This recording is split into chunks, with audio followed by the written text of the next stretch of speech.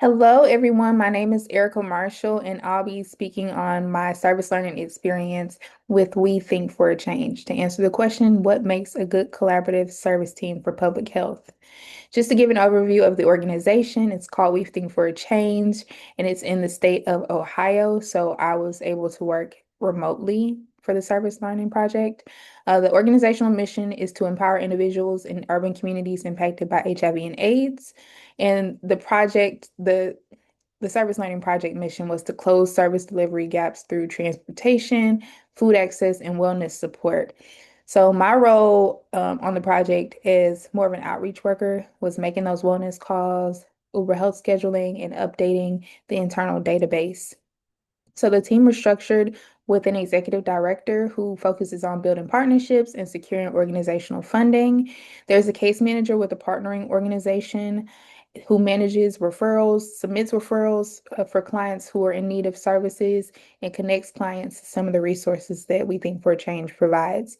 The data manager tracks some of those outcomes that are submitted for funders or reports and then creates those reports. In addition, there is a team of delivery drivers to deliver groceries and maintain local client connections, so that in-person interaction.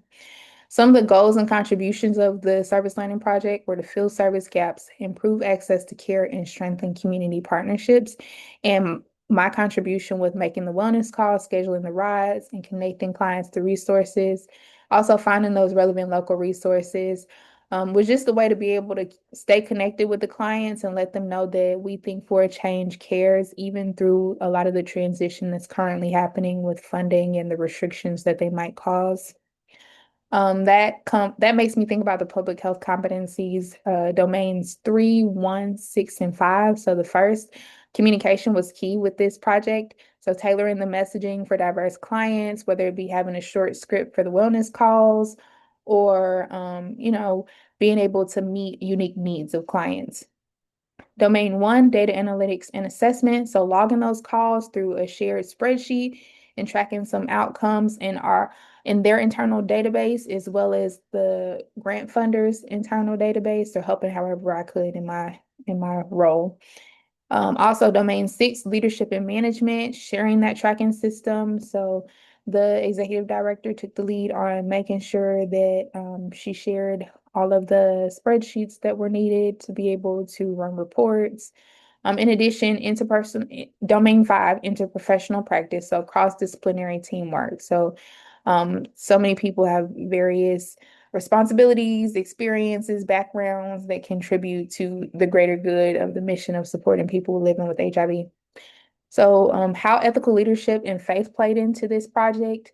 Of course, maintaining HIPAA compliance because we know that HIV-related stigmas still very much exist, and that's part of the compassionate care. So, being able to lead with empathy, integrity, and accountability really made this project successful because we know that Colossians 3 and 23 says that whatever you do, work heartily as for the Lord and not for men. While, of course, it's my pleasure to be able to serve individuals living with HIV, ultimately it contributes to the greater purpose of doing this work for the Lord and for the upbuilding of his kingdom.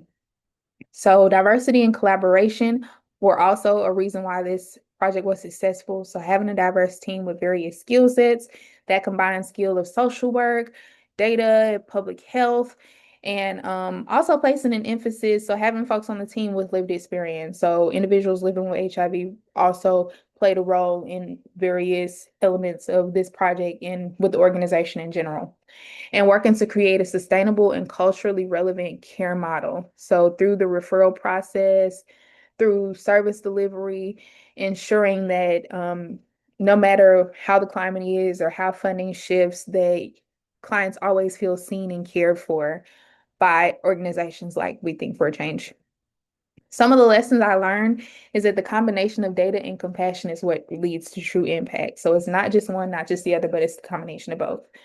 Also, the grocery delivery addressed food insecurity in a way that also created new partnerships. So local food pantries or organizations who are also doing the same work who might come short with funding, and we can come together as partners to be able to do meaningful work. In addition, working with the case manager taught me how to navigate conversations with clients in a trauma-informed manner, so strengthening my trauma-informed communication skills. Also, I learned about program sustainability from the executive director. So how do I continue to pivot if I eventually lead an organization and funding is restricted? Like, how do I diversify the funds for an organization? Definitely a lot of lessons learned. So this contributed or just affirmed my biblical worldview that Matthew 25:40 reminds me, whatever you did for one of the least of these, you did for me. So the work that I'm doing is not just the work to meet the needs of people living with HIV, but it's, you know, it's contributing to my service to the Lord, my service to his people. So it definitely helps me to see public health as a healing ministry, and it helps to find the balance or the pairing of faith and evidence-based practice. So working those two things hand in hand. These are the references used for this project, and I thank you so much for taking the time to listen. Have a good one, y'all.